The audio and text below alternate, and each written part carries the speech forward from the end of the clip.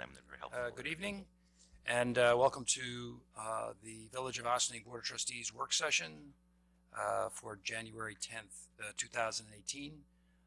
This meeting is called to order. We'll begin with the pledge. I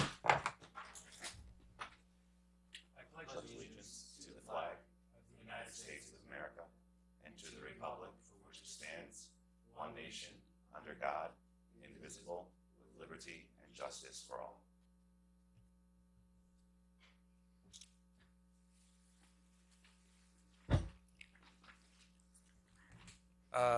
Any announcements, fellow trustees? Just one.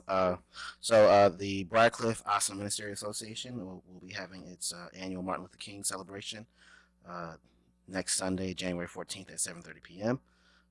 The title of this program is Where Do We Go From Here? And the speaker will be the Reverend Kimberly E. McNair, who's an associate minister at the Antioch Baptist Church. And so I asked that hopefully I can see my fellow trustees and the rest of the community for the MLK event. Oh, absolutely. That's annual for sure. Yes, thank you. Rivera? So just a reminder, I'm going to be saying this every week until March. The Ossining Emergency Temporary Winter Shelter is open, and it operates Monday through Sunday until March. All those who are in need have to meet in front of Open Door Family Medical Center at 9 p.m. It's right on Main Street. A hot dinner, overnight accommodations, warm breakfast, and a to-go lunch will be provided. So if you know anyone in need who needs some shelter this winter in Ossining, 9 p.m. in front of Open Door. And this is just a friendly reminder from my experience this past week in Ossining, reminding all business owners and or property owners to remove ice and snow from their sidewalks. Our village code 29-6 requires a removal of snow and ice from sidewalks, and within 6 hours after snowfall. However, you do have between 7 p.m. and 7 a.m. That are excluded. This is really a safety concern, as I saw myself, which is a young person, but also senior citizens throughout the village trying to navigate sidewalks that were not cleaned almost a day after the storm. So if you could please be a courteous neighbor and resident and remind those around you to please clean their sidewalks, whether it's snow or ice, that'd be greatly appreciated. And Quantel hit on the interfaith service on Sunday, so I'm just going to hit on the Saturday event. This Saturday, January 13th, is the Ossining Cooperative Scholarship Fund celebration at Ossining High School. It's going to be in the auditorium at 3 p.m. Tickets are $30 at the door, and all the money goes to Ossining High School student scholarships. So that's all. Thank you so much. Yes, I was just going to say that the mayor has returned. She will be taking over the meeting from now on. I started the meeting. She had a special concert. Her son was performing this evening, and I certainly never missed one of those, and I'm glad you went. So, but anyway, I'd like to just call out this Saturday evening. It is a second Saturday, and that means jazz right here in Ossining at the Elks Lodge. This Saturday we have Paul Connors Organ Trio. Paul Connors is a remarkable musician, and his instrument is equally remarkable. It's a Hammond B3 organ, which he somehow gets into the lodge and parks in the back room there and plays some great jazz. So come and join us this Saturday, the 13th, 7:30, Elks Lodge, and $10 at the door goes to the performers, part of the Ossining Second Saturday Jazz Series. Thanks. great. And thank you very much, Deputy Mayor, for getting the meeting started on time. And I was very pleased to be able to attend my son's 5th grade concert. I have to say, the Ossining Schools Elementary Music Program, they are always on it. They keep everything moving. They start right on time, and everybody is well timed so that all the parents can enjoy seeing their children for an appropriate amount of time. And it was lovely. And they look adorable, all dressed up. So I just have a couple of things to mention. First, I'll for a moment put my Ossining documentary and discussion hat on. That series we're in our 4th year now. We've looked at many issues related to social justice and environmental concerns. And this month we're going to be watching a film called Room to Breathe. And it follows a program in the San Francisco School District, but they're by no means the only school district, taking an approach where a more proactive and effective way to deal with behavioral concerns with kids might be to help them to learn to meditate and quiet their mind. And really, they've seen some really great success. And so I'm looking forward to that program. Will be on the 18th of January. As always, it is a Thursday at the Ossining Public Library. It is free to the public. It begins at 6:30. Make sure you arrive a little early to get a good seat and a good parking spot. And back to village business. I'm looking at Jamie because she's the one who's done so much work to bring us to this point.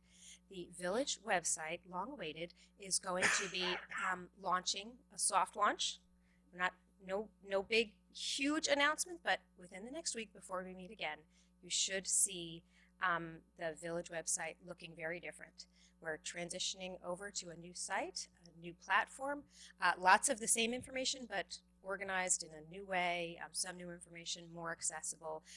We're always looking for ways to do a better, more effective job at communicating with the public, and having a website that's easy to navigate and really get the information you need is certainly a key tool for that. And it's going to keep getting better. So when you see it, check it out, and you can give us feedback. Oh, did you set up the info@villageofossining.org? Email address? Okay. So if you're looking at it, if you're looking at the website and you say, gosh, I can't find this, or you should really check this out, or you should really send it to or you have questions you can't find, or you just want to say, wow, you guys are doing a great job, you can send it to info@villageofossining.org, and that's where we're taking all the feedback on the website. All right. Madam Manager. All right. We are very pleased tonight to have the Ossining Children's Center director and board member and sorry, I forgot your title. Development Director, thank you, to share with us their plans for the new Ossining Children's Center. So I would invite them to come up, and they have a presentation for us. So we might have to move around a little bit during that presentation, but this is a very exciting project. So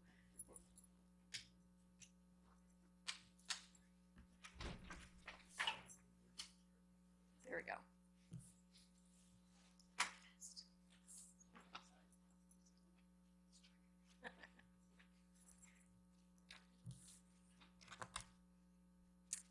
We'll all sing while this is coming up.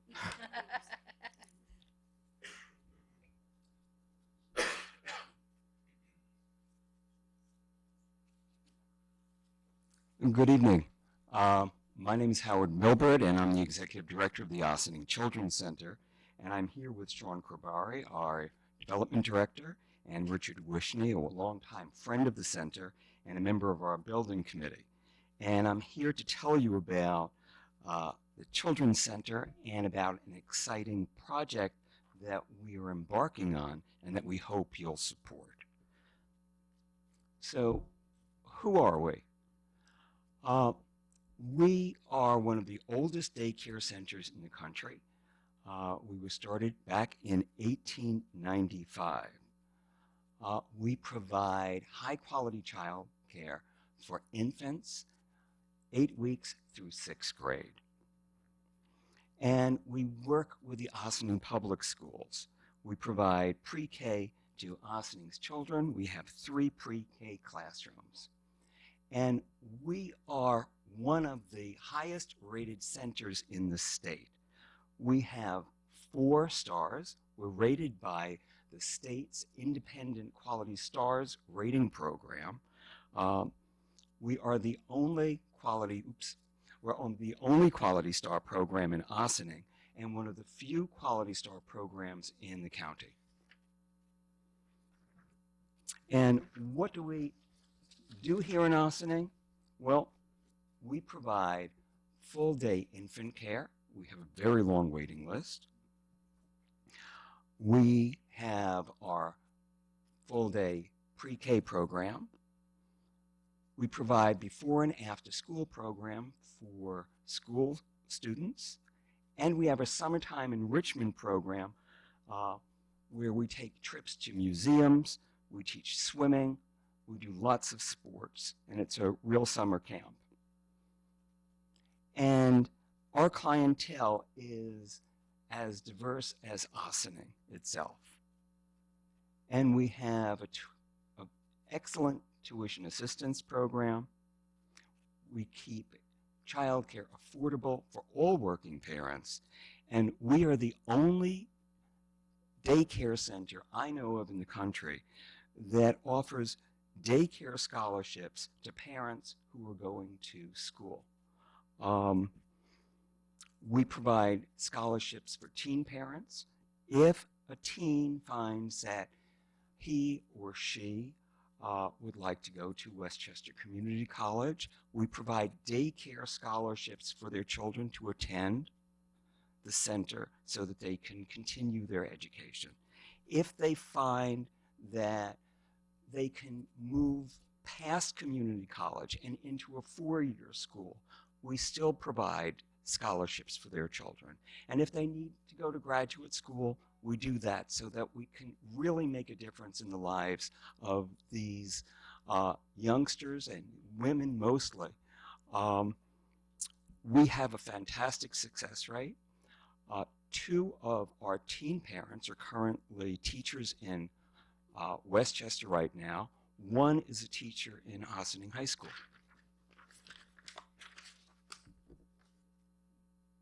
Now, what's our current project? It's to move to a new, bigger, and better building. We've been given a gift of a centrally located property at 32 State Street. We're using KG&D Architects. They created the Jacob Burns Film Center classrooms. And we are raising funds as we speak for the new structure.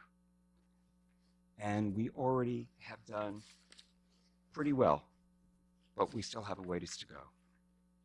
Now, what are we looking to build? These are some ideas. These are concepts right now. We don't know, what we're going to build until we finish raising all the funds. But here are some of the ideas. This is one concept, which is an L-shaped building, and it has the multiple level playgrounds. That gives you a better idea of what it looks like. And we have a large gym. We have another concept, which is a V-shaped building. And I don't know if you can tell from the drawing, but on the left-hand side, there is an underground parking area that goes under a playing field.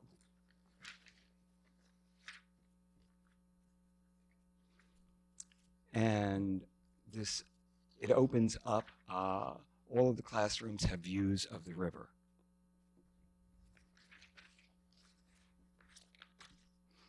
Now, why are we doing this now?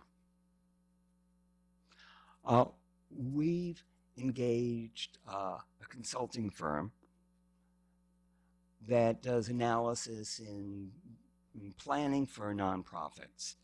And the conclusion is that we need to adjust our business model in order to meet the changes in funding in our environment. And there are many advantages to having a new building with larger classrooms. We can have more effective staff-to-child ratio. We can help to accommodate the school district's needs. They're talking about a new 3-year-old program, and this is a possibility that we will be able to assist a school in that. And government funding has been unreliable, and we're not sure of what's going to happen in the future. Now, we're looking at moving all of our programs under one roof. For those of you who are not familiar with the Children's Center, we have 3 sites. One at 90 South Highland, one at 92, and we also work out of the Ossining Methodist Church. Having everyone under one roof will enable us to make better use of our staff and make it much easier for parents who won't have to drive from one location to another to pick up their children. We're looking at bigger classrooms, a larger enrollment, and we're hoping that the larger enrollment will also lower the cost per child. As I said, we'll have more room to expand with the Ossining Public Schools, and we hope that a new facility will attract more families and more full-paying parents to the mix.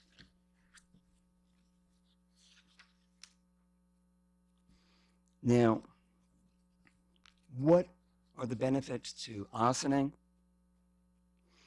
The first is that, well, we're going to be centrally located. We will be available for all income levels. Our parking will be able to help with the village parking on nights that we are not using it.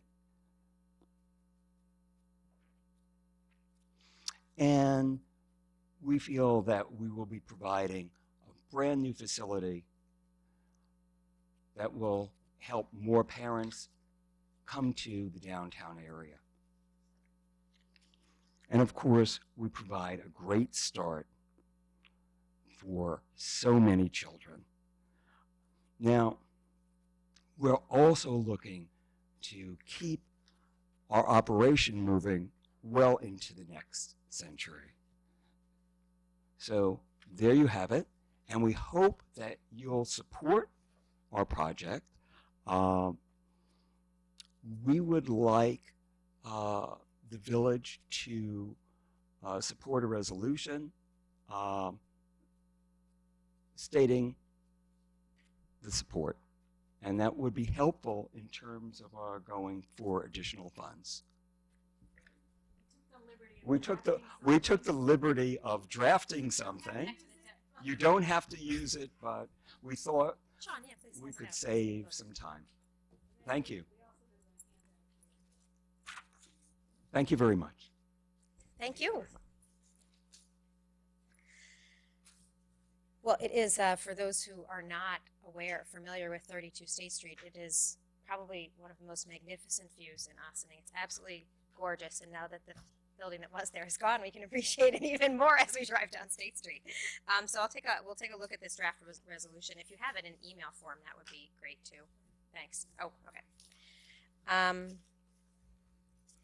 So you're applying for funding, which is why you're looking for a formal statement from the village that can support any of your applications. We certainly do things like that. It can be in the form of a resolution. Sometimes it's in the form of a letter. Whatever is more helpful. I think we would, certainly that's something that is in our purview, and we've done things like that before for community organizations. If you have information about the particular grants that you're applying for, do you have grants that you're? Come on up, Sean. Folks at home have to be able to hear you. I could hear you across the room, but it's for the camera. Actually, right now our focus is on private fundraising, and we feel when we go to meet with individual donors, I think it would be very powerful to have an endorsement from the village so that donors can see this isn't just for the Children's Center or a few families at the Children's Center, but it's going to be important for the whole community. So that's really where this endorsement is aimed. We're developing a case for support, and so we're hoping to have some quotes from various people, the superintendent of schools and so on, in the case for support, so that people see that this project means a lot to a lot of people. So there you have it. I'll ask my colleagues, do you have any questions for Sean or Howard or Richard? Well, I would just begin by saying that cursory reading of the resolution seems, I mean, I have no problem supporting this. I think, aside from all the things that you mentioned in your presentation, the benefits to the children and the parents and everything else, I think the location of the center could have a tremendous economic impact to the village, to the downtown village area, and to merchants and other businesses that may pop up as a result of it being there. So I think there's obviously, I think there's unintended consequences, whatever, that are going to be benefits as well. So I'm certainly glad for that. And just timeline. I mean, do you have? I mean, obviously you have to, you have to be properly funded to get. I mean, I'm sure you've got a timeline and Gantt charts. We need to raise $17 million. Okay. We have commitments for $12 million. That was the easy part. Wow. You're pretty far along. That's good for you. But it's probably between our getting out and meeting with donors and, assuring that we can raise that full amount, and architects' designs and approvals with the village, probably won't be a shovel in the ground till we're thinking April 2019 is probably when construction will start. And if everything goes well, which we know, I mean, we'd love to open in September of 2020, but, there's still a lot of unknowns, but that's what we're aiming at right now. So, yeah. Trustee Bazemore, Trustee Herrera, any questions? No questions. The project seems to be a great asset to the community, and I appreciate the work that you guys continue to do, and I see it every day. And likewise. Okay. I just wanted to say thank you. Ossining has been very fortunate to have a center to lead the county when it comes to childcare and affordable quality childcare. And during a time where the county and state is lacking that, it's great that Ossining could be a leader in expanding that. So just thank you. Yeah.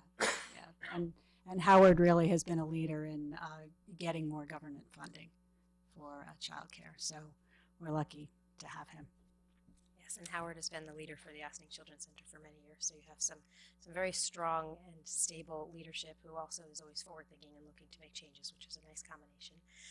And you have a wonderful, beautiful history of your founding, which we all got to learn more about when I think it was your 120th, anniversary. We learned that much more about the history of Ossining Children's Center and how it was founded by mothers who are recognizing that widows and It's really a bunch of church ladies, who were part of the Victorian social work movement. And Howard knows this better than me, but they saw a need, and they got together, and actually the first location was on Ann Street, which I believe is now the building that IFCA has. Was that the house that was just redone? Oh, yeah. Lovely. Yeah. So, yeah, it's kind of cool. Comes full cycle. So then if you open in 2020, that will be your 120th anniversary, 125th anniversary. 125th, yeah, that would be a good. That's a good plan. Good plan. All right. Well, we're very pleased to learn more about it. I don't know if Debbie and Stuart had any questions for the folks while they're here. Okay. Thank you. Thank you very much for joining us. Thank you. All right. Next on the agenda is an update on the T-zone zoning amendment by Stuart. Mm-hmm. As Yogi Berra used to say, deja vu all over again. But this is, since we have Trustee Herrera now on the board, thought it would be a good idea to bring everybody up to date with regard to this. What this is, and just to remind the board, this is a proposed text amendment to the zoning code with regard to the T-zones to include under the definition of civic and institutional use, schools with residential facilities, accessory and incidental to an accredited school and serving no more than 25 students. It would be a conditional use. It would require a minimum lot size of not less than 1 acre. They would have to be appropriate buffers, parking, which would be similar to that you would see for senior living facilities. We've discussed this a bit in the past. This was an application that was made by the owner of 145 South Highland, which is Executive Properties. They hope to sell the location to the Cardinal McCluskey School, which already has 155 South Highland, to effectively build and use the structure as in a sense, a mirror image of what is already in existence at 155. But it would be two separate pieces of property. Currently, the zoning code does not permit in the T zones a residential facility regarding a school. So the applicant had approached the board with an application to amend the zoning code to include that. The application pursuant to Village Code was presented to the planning board, which made a recommendation supporting the proposed text amendment with some changes, particularly the 1 acre minimum, the buffers, and the parking requirements. Where we are now is that it is back with this board to determine if it wants, what would now become proposed local law 1 of 2018, which would be the amendment to the zoning code with regard to this location. As we discussed previously, it would obviously affect all the T-zones within the village. It's not simply limited to the one location where this property is. There are some other properties within T-zones that could similarly be affected. Mayor, actually, that's a zoning map if you like it. Okay, I didn't know if you wanted it. But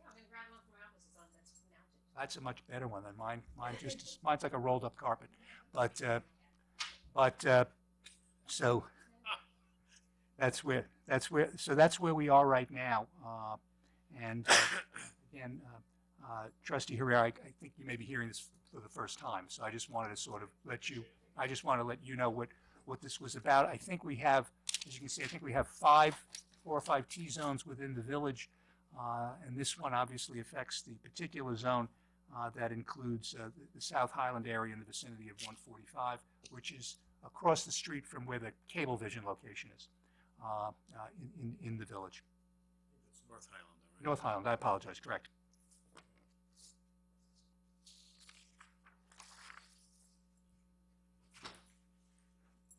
We can point out the T-zone. T-zone is mostly two-family zone. It's like it's centrally located. It's that area in North Highland, and then it's off of South Highland in the Maurice Avenue area, as well as. This is the T-zone we're talking about. This is a T-zone. This is a T-zone, and there's a fourth one nearby.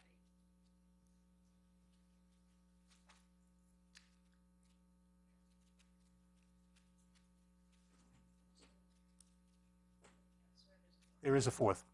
There definitely is a fourth. But you get a sense of what the neighborhoods are. So what do you have initial questions? Because you've had the least opportunity to ask questions. So why don't we let you go first? And I do have I apologize. Sure. I do have counsel for Cardinal McCluskey is here. So if there are any questions I'm unable to answer, Mr. Laub, I'm sure will be happy to come to my assistance. So as part of the notification process, every homeowner that's in the T-zone would send a letter advising them that this was under consideration, just so that everyone would know. We did receive several calls asking how this was going to affect people, and once we explained it to them, we've not heard back from them. Okay. What I just have to do on my own, and I will make sure to do so, unless they're simple and you guys can go over them now, is the approval with conditions from the planning board. I know you said 1 acre Right. minimum. With Max, is that right. minimum? Okay. Right. What they put in here, Trustee Herrera, was under conditional uses. The school would have no more than 25 students, and it would be on a minimum lot size of not less than 1 acre undivided by an existing street. So that was the size requirement that they imposed. That the educational use must include appropriate buffers to screen the facility from surrounding residences. That parking must meet the minimum lot area requirement, except that for schools such as what Cardinal McCluskey is proposing, that the parking there must meet or exceed the parking requirements for senior living facilities as is provided in the zoning code. And that has a certain number of spaces per resident that's there, plus for staff and things like that.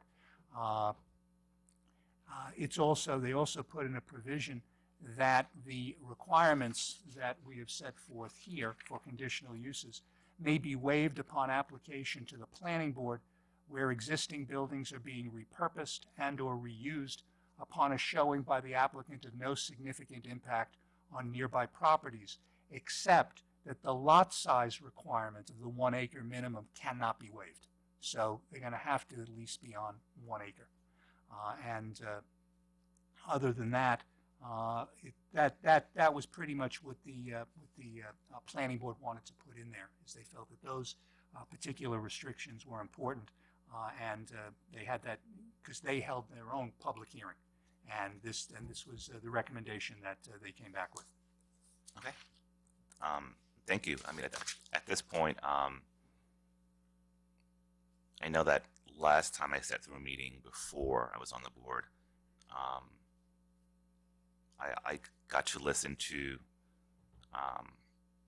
part of this as an ongoing discussion on the board. So at this point, I guess I'm just following the process and waiting to see what's next. But that's right.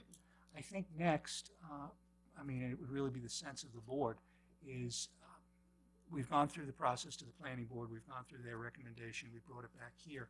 So it's really at the point, unless there's more questions from the board, that the proposed local law could be up for a vote at a future legislative session. That's really our next step at that point, unless all of the hearings, by the way, are on video, so both planning board and BOT, if anyone wanted to watch. But that would be the next step in the process here. I'm comfortable voting next week. Well, I think we have to call for a public hearing next week, and then we'll have 2 weeks or whatever before we have. Are we done with our public hearing? If we're not changing it? No. If the ordinance is staying as is, which is what we've discussed before, Okay. We've actually had the public hearing. We did. Please, John. I mean, the only thing that I would say about this is that, I mean, I don't think I have any objections to the amendment because it's the text change and just because it's just a very focused piece of legislation.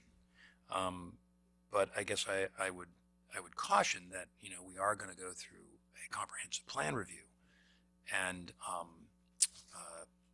you know, what we decide to do with land use across the entire village will be looked at.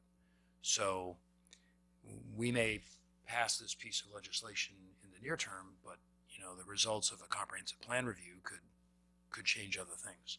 So I just caution the board that and frankly the developer or anybody else who would be considering doing anything with the property that sort of hangs over everything. So that would be my only caution or statement with regards to this. I will vote in favor of it. I'm comfortable that the planning board has put enough controls in place with regards to the conditional use. They're prescribed very, very specific things that have to be.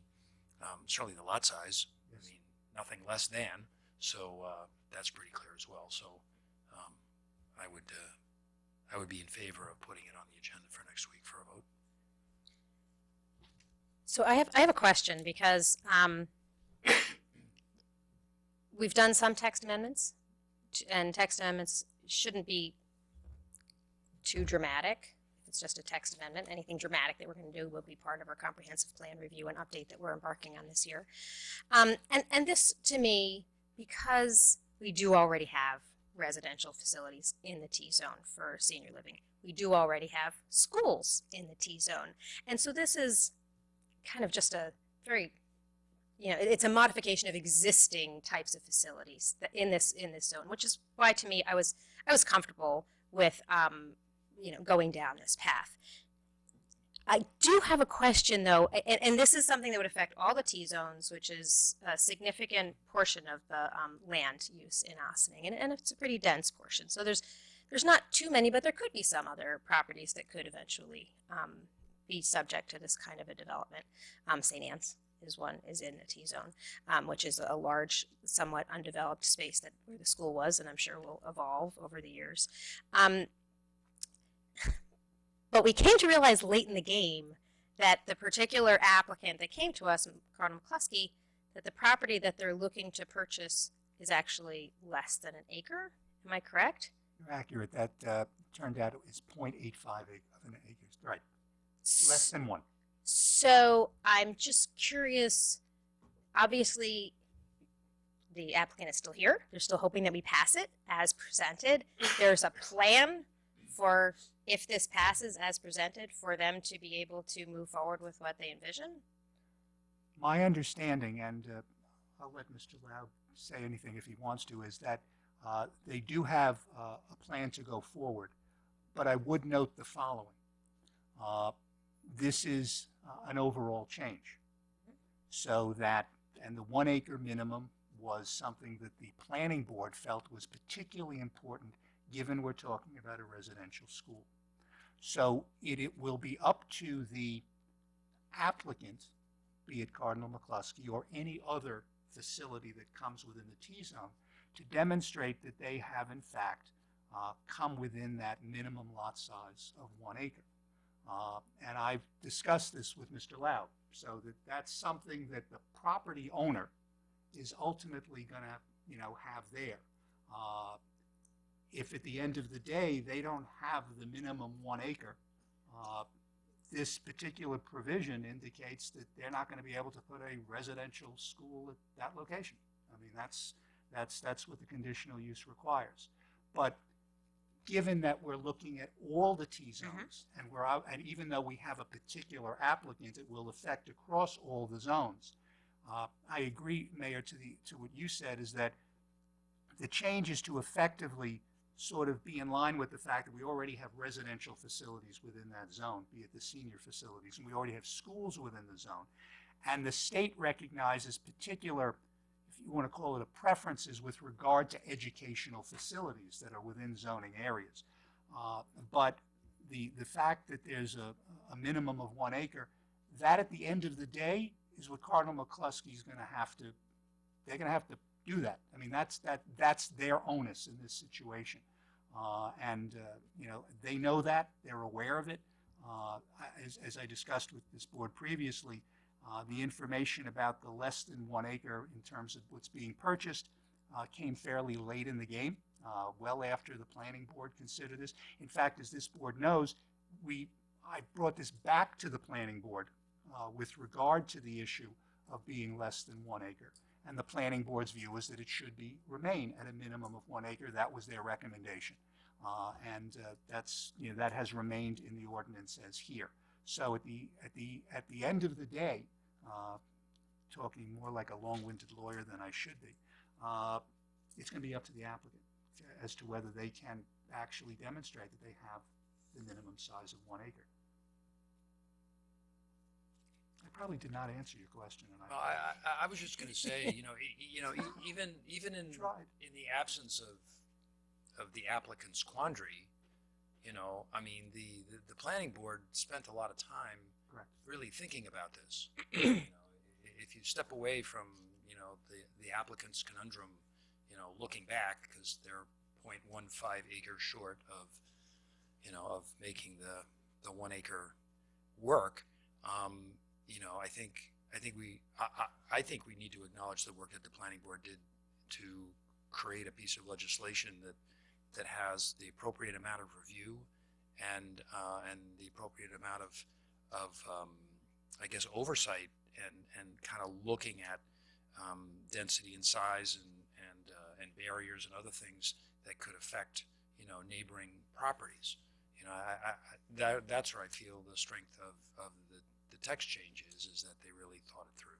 So in the absence of the applicant's problem, I still think it's a good piece of legislation. So all you're looking for now is agreement that we're going to put it on the legislative session for next week so we can vote on it. That would be good. And it doesn't, and I guess suppose it wouldn't matter that the public hearing took place when there was a different board than there is now. Because that's No. still on the record. None of us voted on it, regardless if it was elected. my understanding of that, that the change in the members on the board would not matter as long as the hearing itself was held. There's a public record Right. that obviously everybody can access. Right. Okay. All right. Everybody's comfortable putting it on for next week? All right. Thank you. All right, and last on our agenda is the affordable housing policies. Handing this ball off again to Kevin to discuss. I mean, Stuart. Stuart, I just read Kevin and it came out. Kevin Dworka's report by Stuart. What? Who? Yeah. Yes. Sorry. Well, and just so the board knows, there's going to be one very brief item after this, which deals with the Cold War Veterans Tax Exemption, which I will just detail for you in a few minutes after we have this discussion. Earlier today, I referred to it as the Civil War Veterans Tax Exemption, and as the mayor said to me, if we have any Civil War veterans still around, they should get whatever exemption they want. But turning to the affordable housing policies, just to remind everyone, when Kevin Dworka issued his reports a few months back, one of his policy strategies, particularly number 5, was to revise the village's affordable housing policy. And in detailing what he had in here, his recommendation was he had three steps to implement. The first was to modify the housing policy so that 20% of the units in new buildings with 4 or more units must be built to be affordable to households making less than 60% AMI. Second, to offer existing landowners tax incentives for voluntarily allocating 10% of existing units as affordable for households making 40 to 60% of AMI. And third, to stipulate concrete buyout provisions that ensure that developers are still incentivized to build on-site units and that the price of a buyout is enough to meet the cost of providing affordable housing. Dealing with the last first, I believe one of the things that the board did in 2017 in terms of fee structures was to change the buyout amount with regard to affordable housing. So that, to some extent, that number has been changed significantly. Yes. So of those two. In Mr. Dworka's report, he provided some insight into some other local ordinances dealing with issues of affordable housing. On the issue of set-asides, generally most, and this is within Westchester, so at a later meeting I will broaden this to outside our county. Most of the set-asides are between 10 and 15% of the units that are being constructed. But those numbers do vary. For example, Bedford, it's 10% for single-family subdivisions, but 20% in multifamily. Hastings, it's a 15% set-aside for any residential development or 8 or more units. Greenberg's 10%. North Salem is 10 and 20% depending on the district where the housing is being built. So they actually differentiate districts, and they have a 60% AMI. Portchester is 10% with an 80% AMI. Somers is 15%. Yonkers is 10% set aside, but they have then a floating number with regard to what you do with those 10%.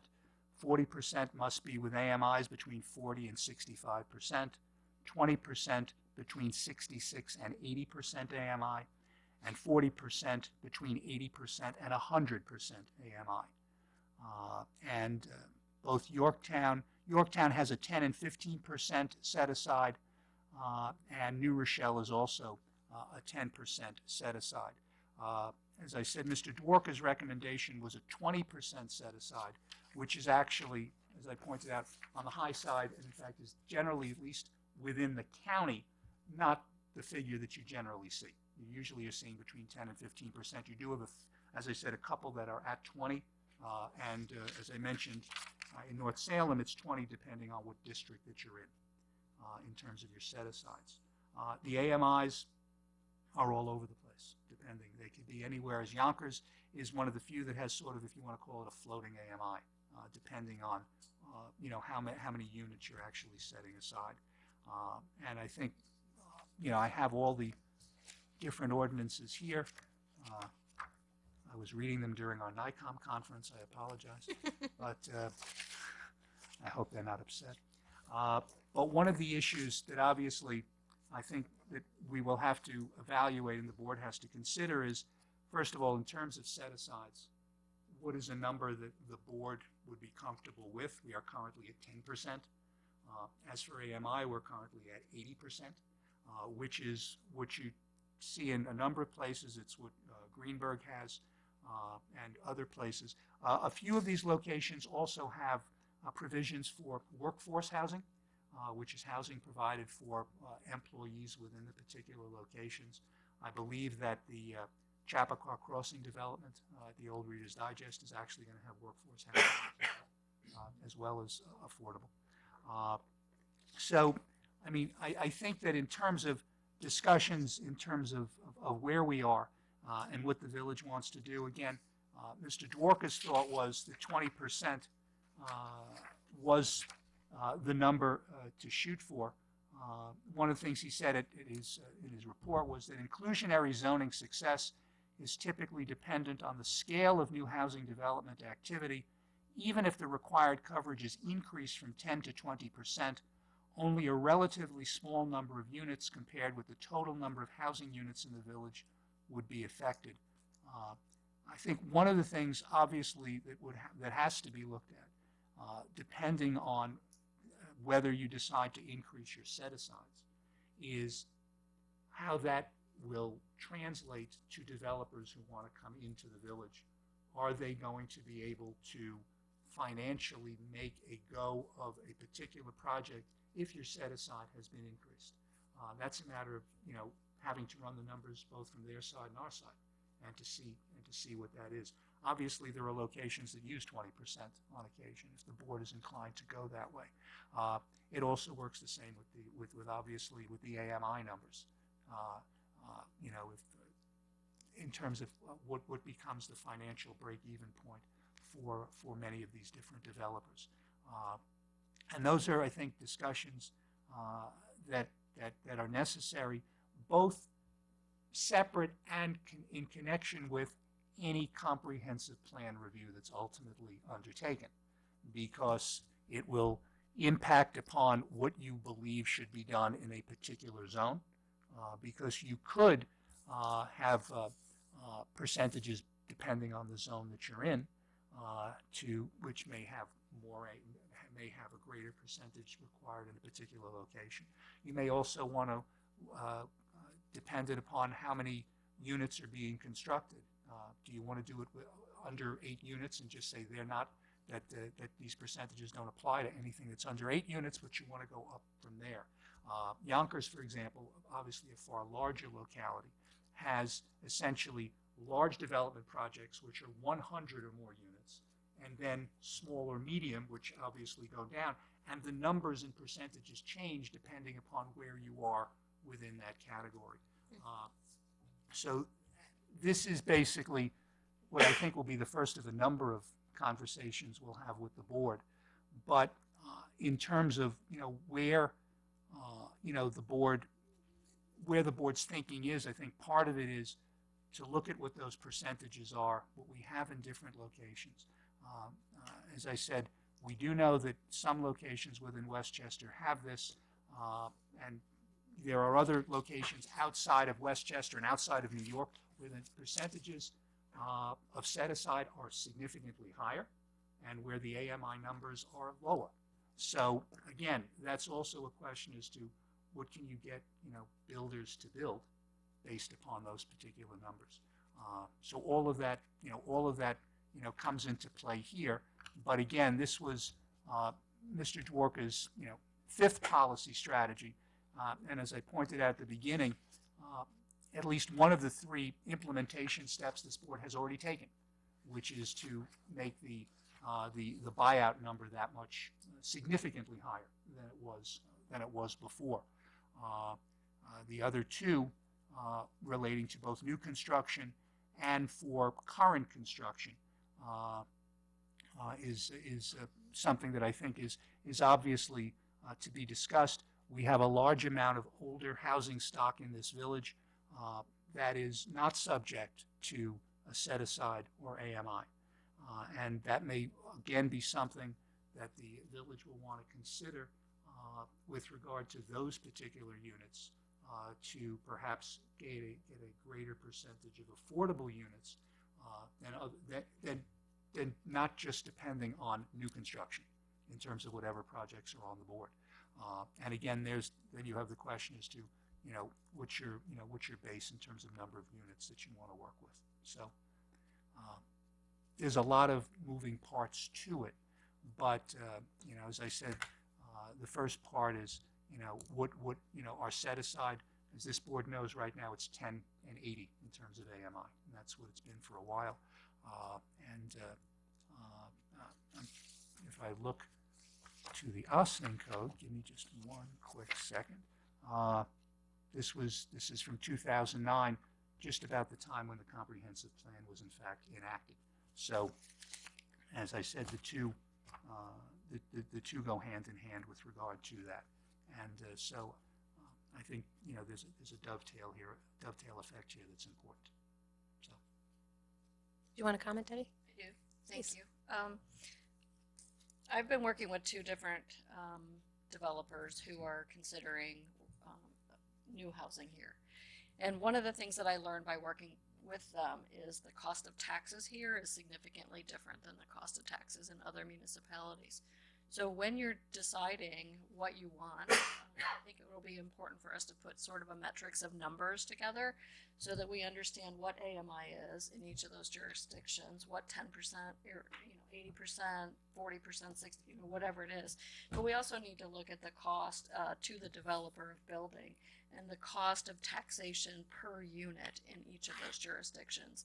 I think it's a number that puts things in a different light and a different perspective and should definitely be part of the discussion when you're debating where you want to go. Yes. So I actually had a chance to speak to Stuart for the last couple of weeks, particularly looking at how do we actually get to those numbers, right? How do you get to a couple things I didn't know. I didn't know there was a special permit that would allow 22 to 32 units per acre. So how do we get to those numbers? Because it's important that, again, when we do set, if we're going to do 20% at 60% AMI, that we understand some of the incentives that are before people at the planning board. So I do think that is, to some of the things that you were saying earlier, and some of the things that you want to do when we're talking about, economic strategies. What are we willing to forego if affordable housing is a priority? Are we willing to do this part of the incentive? Are we willing to do a partial pilot? How do we look at one of the reasons that I sent around the housing calculator is because it's important to know what does the numbers look like? So how many units per acre? Is it actually feasible? And you have the tool. Stuart has the tool as well as Debbie has the tool. So I do think in the general scope of things that we do have to kind of look at this a little more into the details. Also, just talking to Stuart earlier today, thinking about affordable housing. One of the things we don't allow for is accessory apartments here in the village, right? So when I was thinking about how do you incentivize greater affordability for say families between the 50 and 40% AMI level. We're very quick to give developers pilots to build luxury development, but what if we actually start to incentivize property owners who may want to build an accessory unit, whether it be for their son, their mother, or members of our community. So I do think this is an opportunity for us to really look at everything and to pitch things the way we want to see them. So did I cover everything, Stu? Got it. Yep. Did I get As we everything? talked about. Okay. Any other? John, did you want to comment on this? Yeah, I'll just say this, that the current policy is not really helpful, and so we do need to move in another direction. I'm interested in kind of understanding the rubric or the from a developer's perspective and understanding what works for them from a profitability perspective. From you put it together a business plan, you're investing this much money, you're expecting a return in so much time, and how that fits into the notion of obviously increasing the number of affordable units within that building, but also the revenue for those specific apartments would be less because of the AMI needs to be reduced. So I guess I would be very interested in understanding that. To Trustee Bazemore's point, I think there could be a huge opportunity there for accessories, and that would benefit individual homeowners who want to stay, because the way, I mean, we had a 0% increase in taxes here in the village, but that's not necessarily the case in the majority of their tax burden. So if there are things that we can do as a municipality to create incentive for that, we'd be solving a couple of problems at the same time. So let me just, because there's one thing I didn't mention. Part of it is, inclusionary zoning does one part. It says, okay, this is a mandatory thing, and I'm definitely for that. But I also do think that there is a chance for us to do like overlay zones, which purely incentivizes developers to say, okay, and for the purposes of affordable housing, we could structure that in a way that says, okay, we want mixed use, we want mixed income, but you know what? If you include this amount of affordability, these are things that we forego, and I think that's sort of the things that we can do that may not have to result in particular pilots, but just say, okay, hey, if you're going to do this, and the third, we're going to wipe this away. Like, if you're within a half a mile of the train station or a bus stop, we're wiping out minimum requirements, which will allow the developer to put in the amount of parking that he feels is necessary without us coming up with arbitrary numbers that we typically do. So I think there's like a two-pronged approach. I've been thinking. And also from a comprehensive plan perspective, we need to think about what zones do we want to incentivize? What areas of the village do we want to incentivize from a land use perspective? And I think that's, to me, that's something we need to look at from a comprehensive plan perspective. Chance? So I actually want to thank former Trustee Casada and Rika Levin, who's not here, and also the three members of the board right here for doing all this work the past 2 years. I think it's really giving us a platform to really move forward and really begin to talk about policy and how it's going to look like the next year or two, hopefully, going forward. So just thank you, and also the staff. As an incoming trustee, it's very, it's good for me to have all this in front of me and be able to ask the questions about how you guys got to this. And I got to partake in some of the community outreach sessions by Kevin and his staff. So just wanted to say that. Kevin Dworka is the Kevin we keep referring to when we Excuse talk me. about the housing needs Our consultant, assessment. our consultant, yes. Our buddy Kevin Dworka. Just 2 points. I'm always very cognizant of who's listening since it's a public meeting. So there's a lot of terminology that we're using. So at some point, if we could just have like a key list of what all these words are, set-asides and buyouts, and for the average person could actually know what they mean and why the board keeps using them.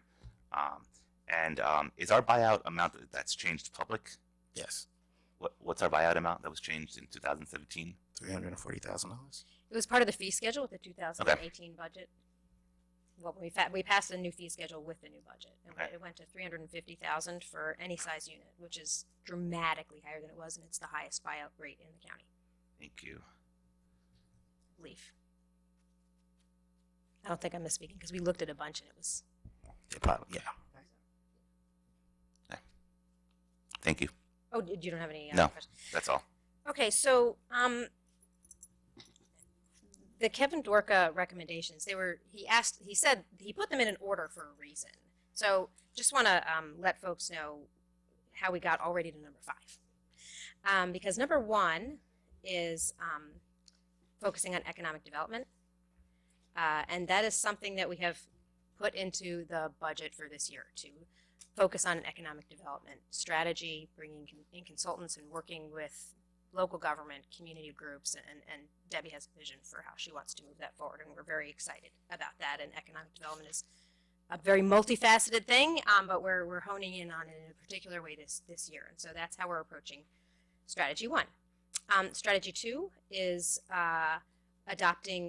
focusing on code enforcement, which has actually been underway. We changed legislation. It was among I think it was local laws 2 and 3 last year where we changed legislation, and we are now in the process of fully staffing the code enforcement team.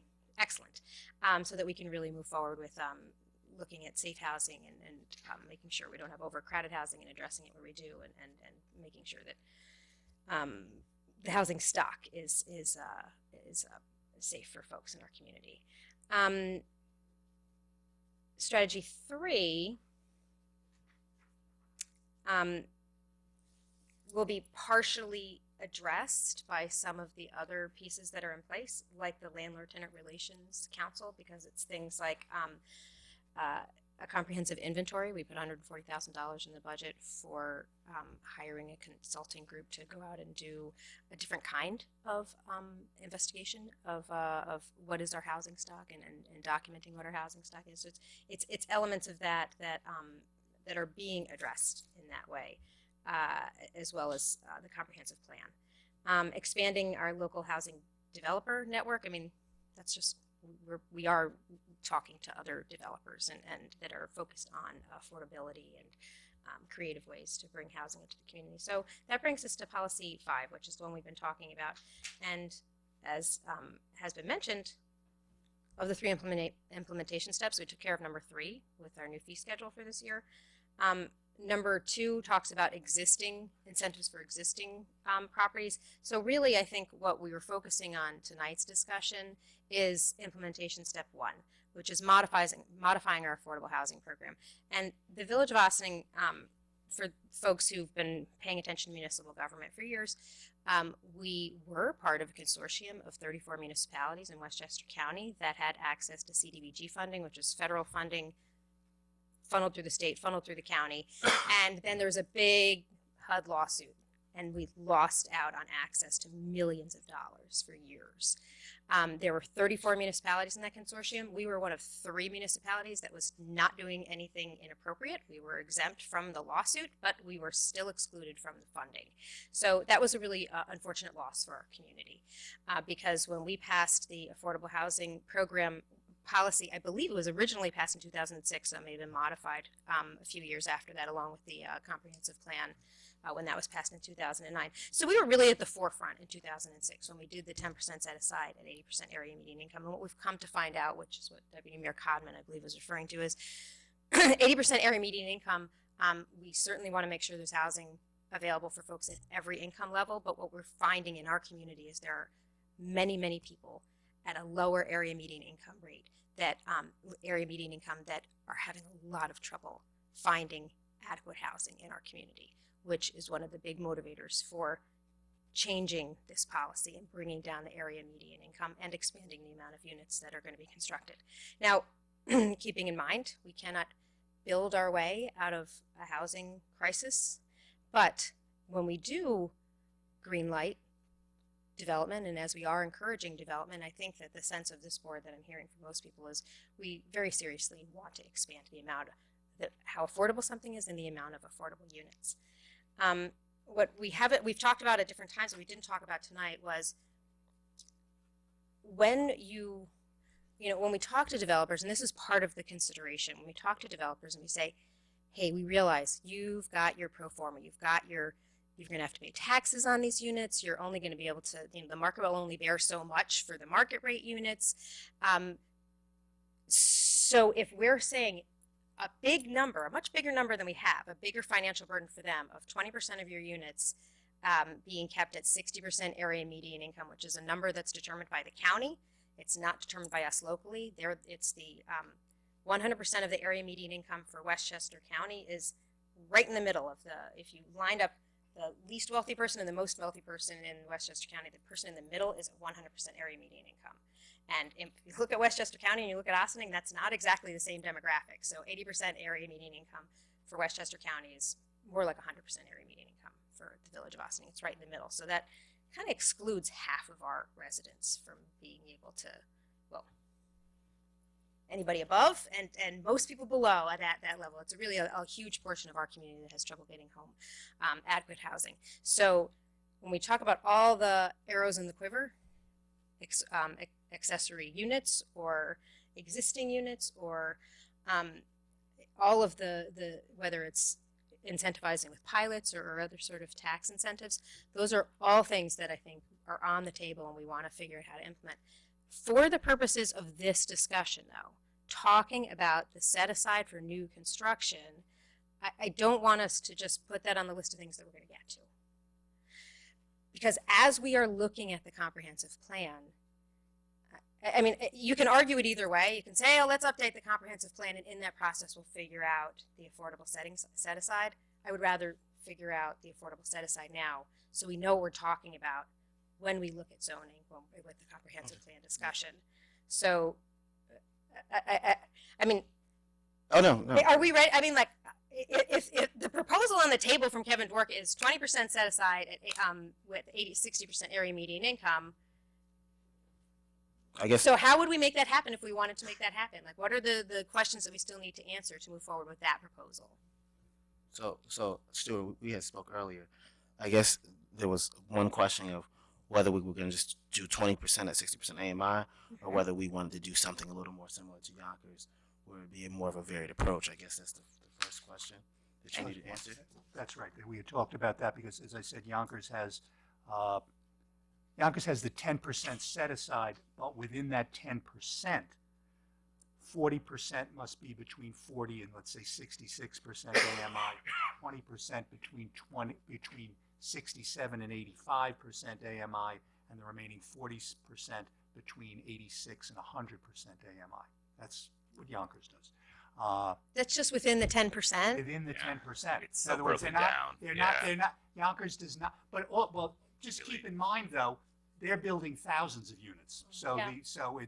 but it is, they're set aside, and just to go to Trustee Herrera's point, that's the amount of units in a new construction that would be specifically designated for affordable housing. So it's a percentage of the total that's being constructed. So in Yonkers, it's 10%.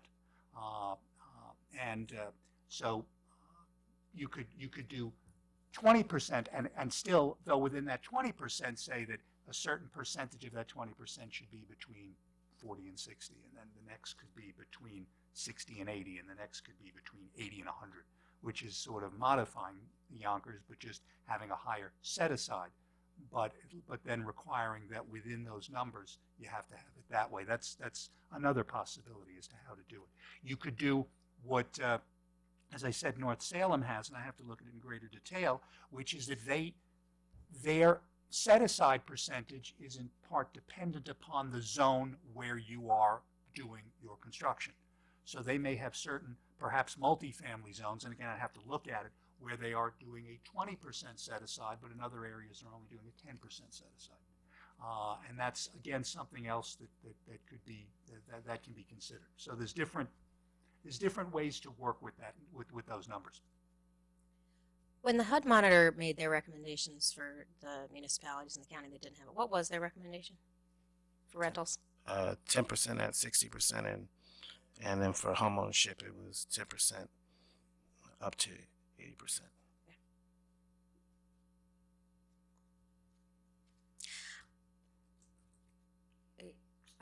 One of the other ways to break it down could be developments of a certain size Correct. are subject to different percentages. Right. Going back to Yonkers for a second, they actually, what they do is they have units based upon large multifamily, which is 100 or more, medium, which is 75 to 99 units, and small, which is 21 to 74 units. In Yonkers, anything below 21 units is exempt. And other municipalities have also base numbers below which they are exempt from both the set-aside and the AMI requirements. But you can certainly make a determination as to where you want those numbers to be in terms of what units you're talking about, what amount of construction you're talking about. So yes. So we want to keep it simple, or do we want to go into the nitty gritty? I like simple. I like simple for right now. I also don't see a great for our needs. I like the idea of if there's a way to incentivize, if there's some formula that could incentivize actually lower AMIs, like to mix in like a 30 or 40% AMI, which is developers are really reluctant to do because that significantly reduces their the amount that they can charge for the unit. But I'm not interested in overhauling our affordable housing policy and including some of these new units at 80% area median income, because we've had that, and I'm delighted that we have whatever it is. I think we're up to 47 units in the affordable housing program at the 80% area median income, and that's wonderful. And there's some terrific housing there that's meeting the needs of some people in our community. But what we really haven't done is created housing, new housing for folks at the lower end. And so I'm not interested in including the upper end of the area median incomes. If other people feel differently. I'm fine with 20%. I'm fine with the recommendation that Kevin Dorka stated in his proposal. I think you made an excellent point that you know, the overall affordable housing, you know, that's something that we can think about broader in a long-term solution, particularly as we go into our comprehensive plan. But as for the purposes of now, you know, the recommendation is fine, as previously stated. Yeah, I mean, as I think you said it pretty well, Mayor Garrity. Our goal is to find, you know, we appreciate and embrace the policy that we've had over the last couple of years, and now's our chance to really expand equitable and affordable and fair housing to a population that is in need of it in Ossining right now. So, yeah.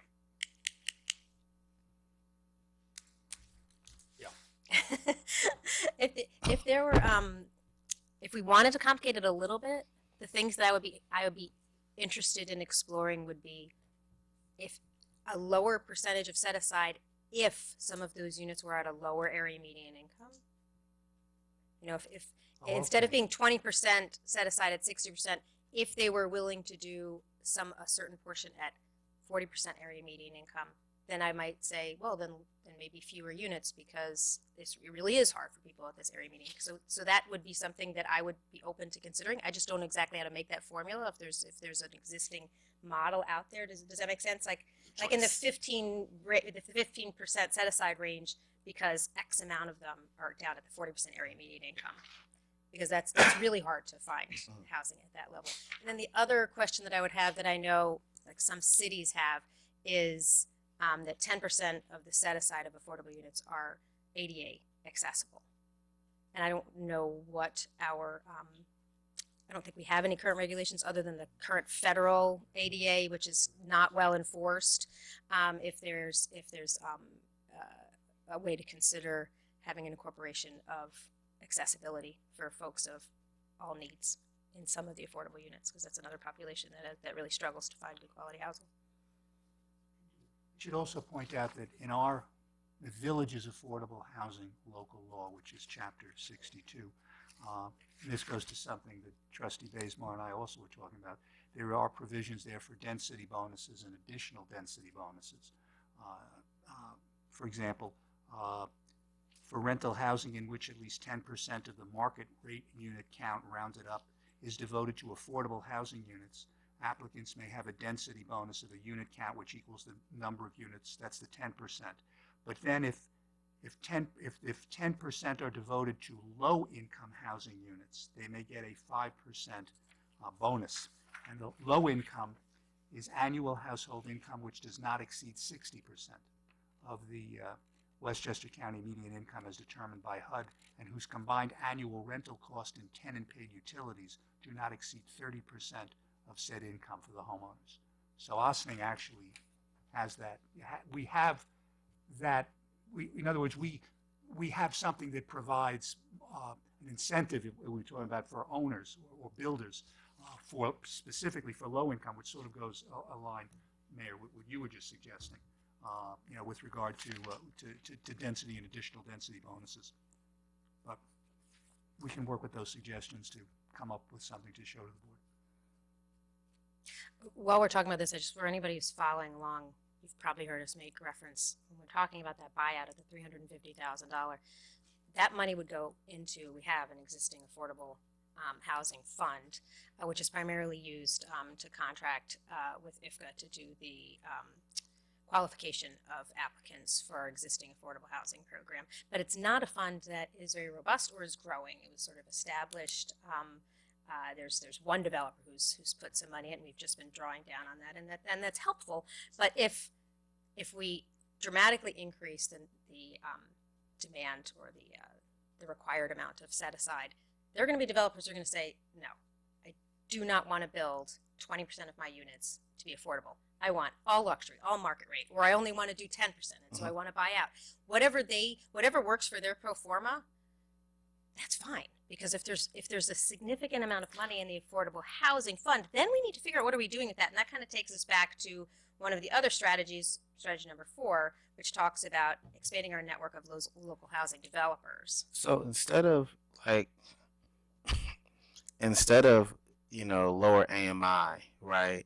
Like, how you were saying, like, you won't have to do as much to go for, so say if you chose to do, if you do 40% at 10%, how about, if the idea is that at 20% everyone's not going to buy out, or they may buy out some but not buy out the other, how about we allow that to be just a natural flow, and where the developer decide this is what works for my performer, this is what doesn't. And then to the point of what the current affordable housing law does, if there's like another bonus density for like the lower AMI, we do that. We just basically we switch the AMIs and do what this law is doing right now. So instead, if it's 20% at 60%, but hey, you know what? For greater affordability at 40%, we'll give you an additional 5% bonus, whatever that looks like. You mean bonus density, just let them build more? Exactly. Because you always want to build as much as you can on every square inch of property, yes. Don't shy away from that. I'll ask about that later. The thing about this, and the reason I'm probably, that's why I would be interested in passing things, the way we've talked about it now and based on Kevin's recommendation, is that, the potential amount of land that could be developed, we're already pretty developed. There's not a lot of property left that could sustain, the kind of large development complexes that would do these things. So I think that it's important that we kind of stick to our guns on this part of it, and that I think the larger solution to affordable housing exists within current housing stock and within innovations like the accessory apartments and things of that nature. I think that's where we have a better chance of creating more affordability and just more of an opportunity for that going forward. So, Yes, do it. I think I have my instructions, but I'll try to have something for the board, and if the board has any comments, just send them to me, but for our next work session, which would be in 2 weeks, everyone could look at something and then we can take it from there. Anybody else have any further questions or comments on this topic? I had a question, but no one has to really answer it. I was just curious. I could do my own research. With what John just said was perfect, I think, as far as what we have now and being realistic as when it comes to our capacity. Understanding buyouts a little. I was just looking at the examples we had in the Kevin Dwarka's recommendation, policy number 5, why the majority of municipalities said no to buyouts, and just what the pros and cons, I guess, of having a buyout or not.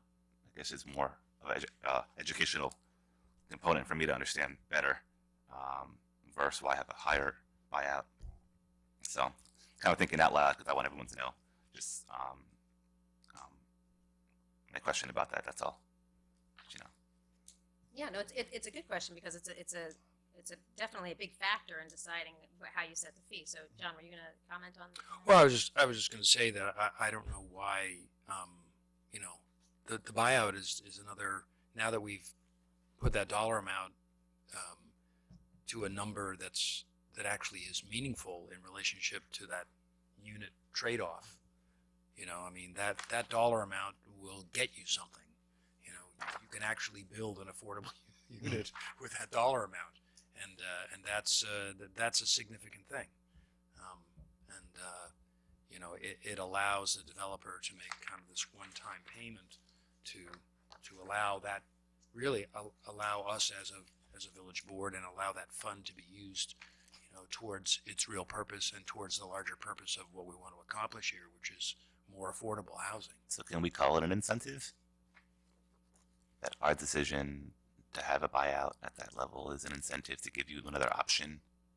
Well, yeah, right. because if you look at performers and you know, if the market rate for an apartment of a 2-bedroom is $2,300, and we're saying to the developer, hey, I want you to give me this 2-bedroom, just for example, at $1,500 for the remainder of the duration of, you know, forever, right?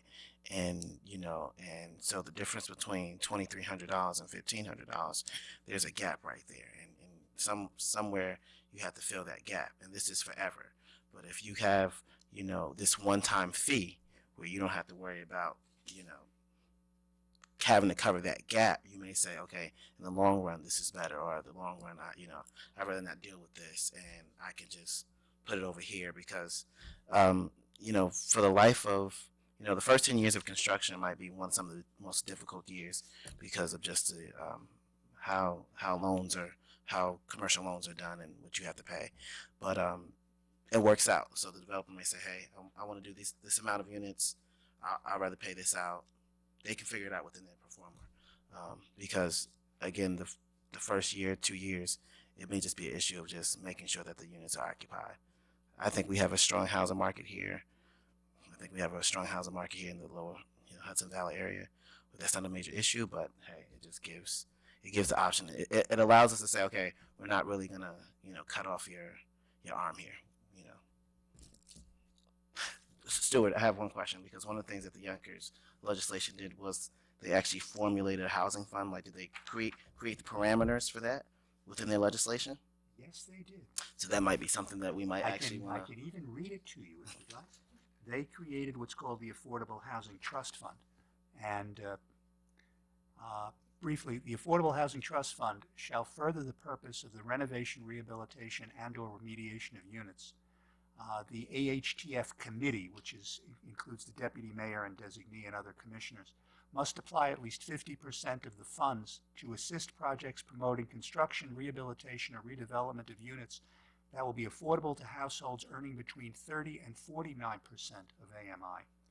The AHTF committee shall apply 10% of the funds to the assistance of housing for seniors or disabled persons, and the remaining 40% to such other purposes as the committee deems appropriate to further the purposes of the statute.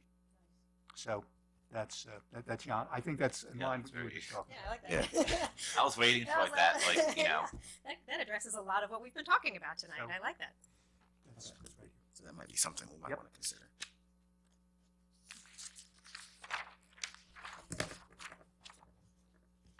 So, next step. 2 weeks, we're going to see legislation, right? Have a draft. A draft, yeah. Now we're going to see a draft, yeah, absolutely. Of this proposal of 20% at 60% area median income, and now we have in mind, if we were to create something along these lines of a trust fund, what are some of the components that may or may not have worked in Yonkers? Let's find out what Yonkers Yes. thinks about their approach, because if we're going to borrow some of their ideas, we want to borrow the good ones. I'll speak to their core counsel. Well, we've already, you know, we've already raised the fees, and you know, one of the reasons that it's good to do this now is that there's nothing sitting in front of us, and this is the best time to kind of draw a line in the sand and say this is where we are. You know, communities developers that are going to come to us are kind of going to understand what we're looking to do here and what we're trying to accomplish. So, I think it's good timing. Excellent. Thank you. Mayor, last, which is not on the agenda, Yes. deals with the Cold War veterans tax exemption. What is it Just- called now? The Cold War? The Civil War? Or no? Cold. Cold War. Revolutionary. So folks know, in 2007, the New York State Legislature passed Section 458B of the Real Property Tax Law, providing tax exemptions to Cold War veterans. And for those of you interested, those are individuals who served on active duty in the United States Armed Forces during the period between September 2nd, 1945 and December 26th, 1991, and were honorably discharged.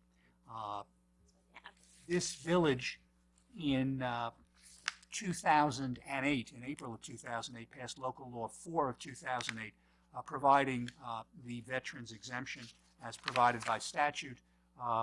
And for qualifying residential real property, it's 15% of the assessed value of the property, provided that such exemption shall not exceed $12,000, or there's some multiplier factor. There's also an additional exemption based upon whether the service person received a disability benefit from the military. The reason I'm just mentioning this to the board tonight, and I received from the assessor the following. I was here. Okay. On the 2017 tax roll, there were 214 veterans who claimed the exemption. And the total exemption amount was $2,821,566. That's within the village. For town overall, there were 380 individuals who claimed the exemption for a total of approximately $4,772,000. So that dollar amount is the assessment? That's the exemption amount. So I think the total amount, if you add all the exemptions on all these parcels, it totaled in the village $2,821,566. So that's the actual dollar amount that their taxes were discounted. Correct. So all those aggregated individuals, and as an aggregate, didn't have to pay Approximately $2,821,000. Okay. Correct. Okay. The reason I'm Small amount. And the reason I'm coming before you folks is the original 458B had a 10-year sunset provision, and this is the 10th year, 2018. In 2017, the state legislature amended 458B, and the amendment essentially provides, as to the pertinent, is that the exemption, that the 10-year period can now be taken out of the statute by local law. So if the village wanted to, and I can say the county has already done this, the town is considering this, basically the 10-year period can come out, and it will remain for the particular service member until the member is no longer in ownership of the particular property over which the exemption is being claimed. So, in other words, it removes the sunset provision, but it can only be done by local law. If the village does nothing, then the exemption simply ends. This would allow the exemption to continue for those folks who, again, fall, within that period of time. So, that's, this came to me from our assessor, who, as I said, provided me with a copy of a similar ordinance in the town of Rensselaersville,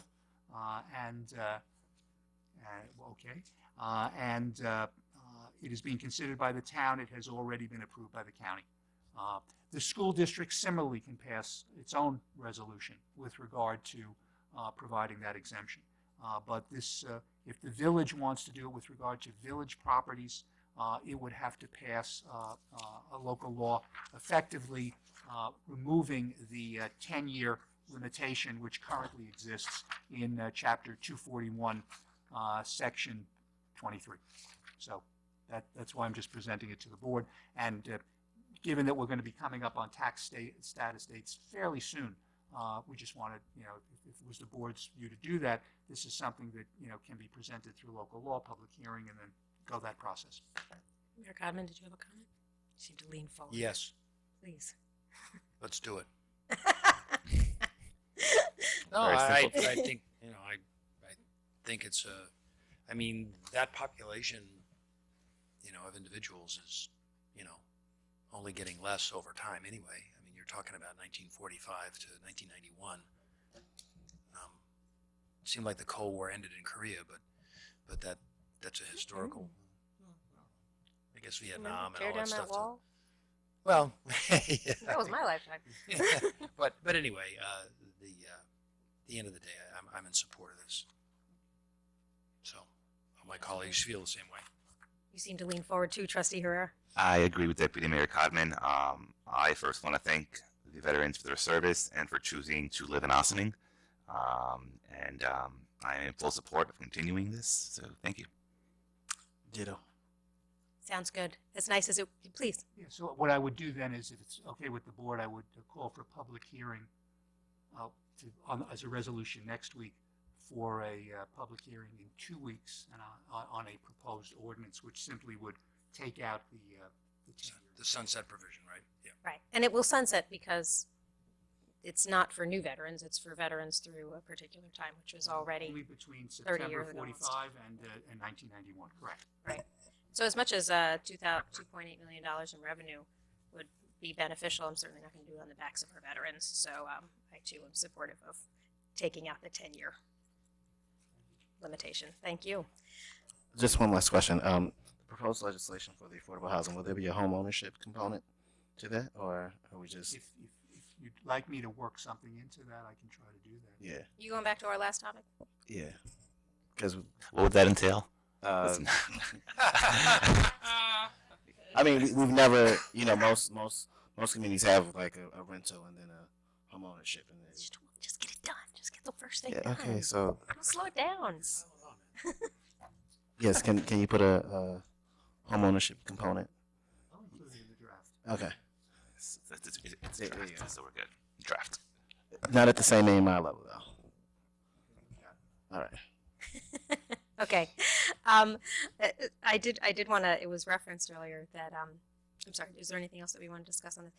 It was referenced earlier that we attended the NICOM conference today, and it was, NICOM is the New York Conference of Mayors, and they are a really wonderful resource for villages and cities throughout the state.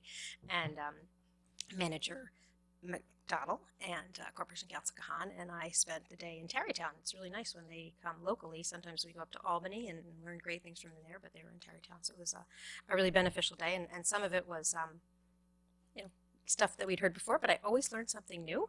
I have pages of questions to follow up on. In fact, Stuart was already following up with some emails to answer some questions that we had as a result of it. It was a really beneficial day. So thank you to Debbie and Stuart for spending the time there today. I very much enjoyed it and got to meet nice elected and appointed officials from other communities as well that came down to Tarrytown.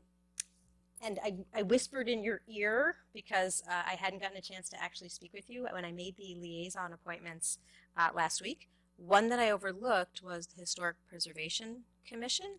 And I shouldn't say overlooked. I was kind of hemming and hawing about it because for the last 6 years, Manuel Quesada was the liaison. He had been a member of the Historic Preservation Commission for years before that. So it hasn't been something that we've had to think about who has an interest there. But it is a really significant land use board that has some significant powers. They became a commission, 8 years ago? Something along those lines. And they have some really, they actually have administrative powers in some cases to Well, they do issue certificates of appropriateness. Yes. And they also can make recommendations with regard to designating either buildings or areas as historic districts. Yes, So which creates significant that can have impacts upon impacts both on the homeowners, the village itself, the building department, yes. So we're fortunate. We have some really well-informed long-term members there. We have some new members that are excited and just attended their first meeting this week. And Stuart is more involved in that than his predecessor was. So we're really pleased to have his council present, and Lynn, our planner, also regularly attends those meetings, and Debbie has also attended those meetings. So it's a board that has a lot going on, a commission that has a lot going on, and I think I would really appreciate it if Trustee Herrera, as he is able, it's typically the second Monday of the month that they meet. Yes, I think that's correct. I'll be happy to send this. I'll send the calendar over to you so you can get. Okay. Yes, and the new liaison appointments will also be on the new website, which is the reason I wanted to sneak that into tonight's meeting, because I was told I had until 3 p.m. tomorrow to get all the liaison appointments on the new website. So I wanted to make sure that it goes in there tonight. And as we all get up to speed on our new liaison appointments, we have a lot of people to meet and a little bit of research to do. And so thank you very much. Thank you. I will now send you that email. That will now be complete. All right. Are we going to an executive session tonight? I don't have anything, so. I don't have anything either. Okay. All right. Then motion to adjourn. So moved. Second. Thank you very much for joining us for tonight's work session. Next week we will be at the Birdsall-Fagan Police Court facility at 7:30 for our legislative session. Yeah, we will. I've decided that I'm going to make my final remarks before we vote, so everybody doesn't get up and leave the room while I'm still talking. So that's one of my new practices. Okay. So with that, all in favor? Aye. Aye. Thank you very much. Look forward to seeing you next week. This meeting is adjourned.